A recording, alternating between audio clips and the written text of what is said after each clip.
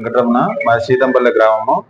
ఊర్లో ఉండే మా పాప మైనర్ పాప అయితే వేరే వాళ్ళు కిడ్నాప్ చేసి తీసుకెళ్లారు. అది కడప డిఎస్పీ మహిళా పోలీస్కి వెళ్ళినా కానీ వాళ్ళు ఎటువంటి చర్య తీసుకోలేదు. వాళ్ళు ఎస్పీ ఆఫీస్కి తిరిగినాము, మహిళా పోలీస్ డిఎస్పీ ఆఫీస్కి తీసుకెళ్లి చూసినాము. ఆయన డిఎస్పీ ఎటువంటి రెస్పాన్స్ ఇవ్వలేదు. వాళ్ళిద్దరికి తీసుకెళ్ళింది కాక వాళ్ళ 10th క్లాస్ బేసిక్ సర్టిఫికేట్ ప్రకారం రూల్స్ ప్రకారం ఆయన వాళ్ళకి మ్యారేజ్ చేసి వాళ్ళని పంపించేశాడు. ఈ రోజుకి 8 రోజులు అవుతుంది. ఎటువంటి రెస్పాన్స్ ఆయన మాకు ఇవ్వలేదు.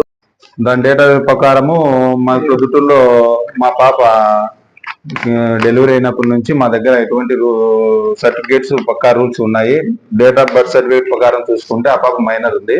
ఎటువంటి రూల్స్ చెప్పినా కానీ ఆయన 10th క్లాస్ బేసిక్ ప్రకారమే ప్రాసెస్ అవుతుంది కానీ డేట్ ఆఫ్ బర్త్ చెల్లదని ఆయన తగిన చర్యలు చెప్తున్నాడు కానీ ఎటువంటి రెస్పాన్స్ మాకు ఇవ్వడం లేదు.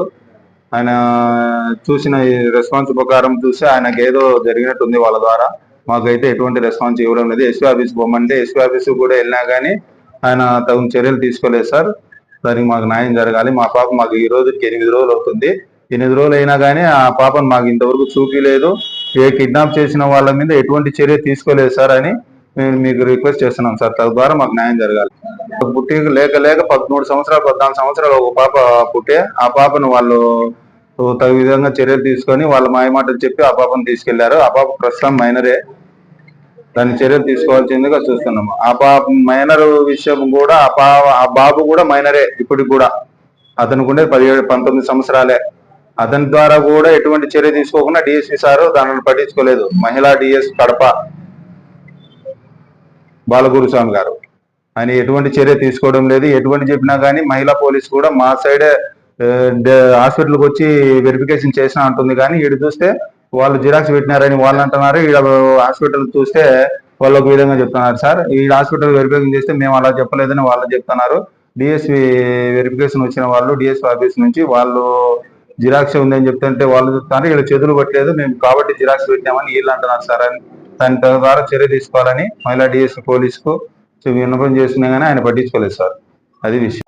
మా పాప మాకు ఎటువంటి చర్యలు ఈ రోజుకి 8 రోజులు అవుతుంది. ఆ పాప మాకు ఒకసారి చూపిస్తే ఉందా చంపినారా అనేది కూడా మాకు తెలియదు సార్. అది చంపిందా లేదా అనేది మాకు ఏదైనా ప్రూఫ్స్ ఇస్తే మేము దాని గురించి ఆలోచన చేసి దాన్ని చర్య తీసుకుంటాం సార్. లేదు ఫోక్స్ కేసు కట్టమంటే ఆయన వాళ్ళ ద్వారా ఒకరి మీద కూడా చర్య తీసుకోలేదు. నేమ్స్ కూడా అనౌన్స్ చేసినా కానీ ఆయన ఒకరి ద్వారా కూడా ఆయన రెస్పాన్స్ ఇవ్వలేదు, చేయలేదు. ఆయనకేదో ఏం జరిగిందేమో మాకు తెలియదు సార్.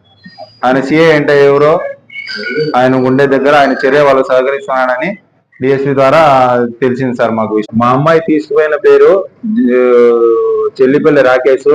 అతని సహకరించిన వ్యక్తి జగతి అశోక్, జగతి మహేష్, పేట శ్రీనివాసులు, పేట రామచంద్ర వాళ్ళు సహకరించి మా పిల్లను తీసుకెళ్లి అయినా వానికి ఉండే వయసు 17 సంవత్సరాలే. ఈ పోలీస్ అతను తెలియదు చట్ట ప్రకారం పెట్టా 19 సంవత్సరాలు వానికి ఉండే వయసు.